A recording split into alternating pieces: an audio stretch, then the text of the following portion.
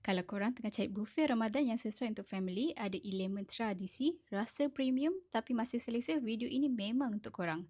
Hari ini, I nak bawa korang berbuka puasa di Doubletree by Hilton, Johor Bahru. Dengan tema buffet Ramadan mereka untuk tahun ini, Warisan Minang.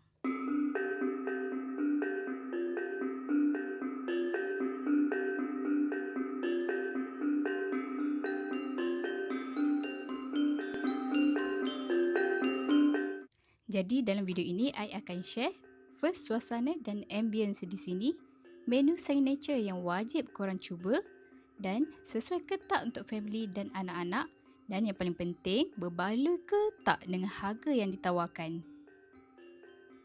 So, jangan skip video ini, jom kita masuk.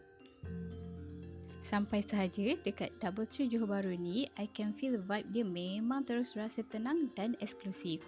I tengok dekor Ramadan dia simple tapi elegan. Tak terlalu syarat tapi cukup untuk bagi rasa, oh okey, ini memang suasana berbuka yang selesa.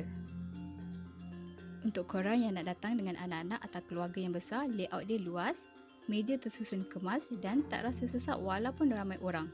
Plus point besar dia, staff very friendly, servis cepat, tempat selesa untuk duduk lama lepas berbuka.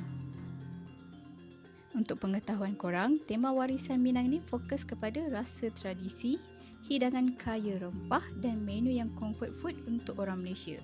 Menariknya, buffet ni bukan sekadar menu Melayu biasa, tapi ada gabungan tradisi plus sentuhan moden plus international. So, bukan jenis buffet yang semua yang rasa sama je. Dan apa yang I suka, menu makanan Cina dan India juga turut disediakan. Jadinya, if korang nak bawa rakan Cina dan India menjamu selera bersama pun lebih meriah.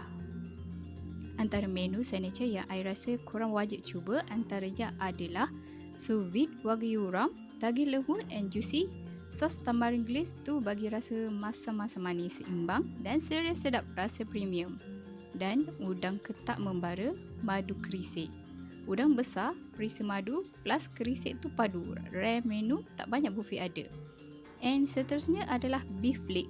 So yang ni dimasak selama 12 jam. Daging lembut senang potong. Rempah dia meresap sampai ke dalam.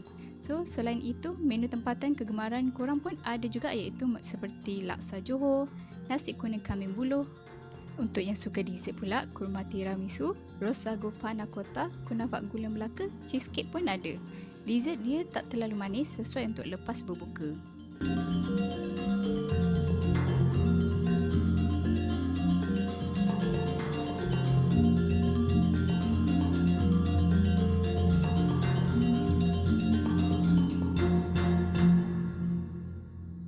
Setiap malam ada live band performance. Muzik dia lembut tak bising, sesuai untuk family dinner, berbual ataupun korang nak celebrate buka puasa bersama pun best.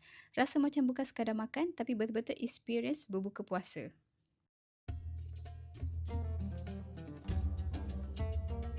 Buffet ini I recommend untuk family berbuka, corporate ataupun office gathering, couple yang nak berbuka tenang ataupun yang nak rasa buffet hotel tapi masih rasa tradisi. Kalau korang cari buffet yang selesa, tak terlalu hektik ataupun makanan sedap dan konsisten, Doubletree Johor Bahru ni memang pilihan yang selamat.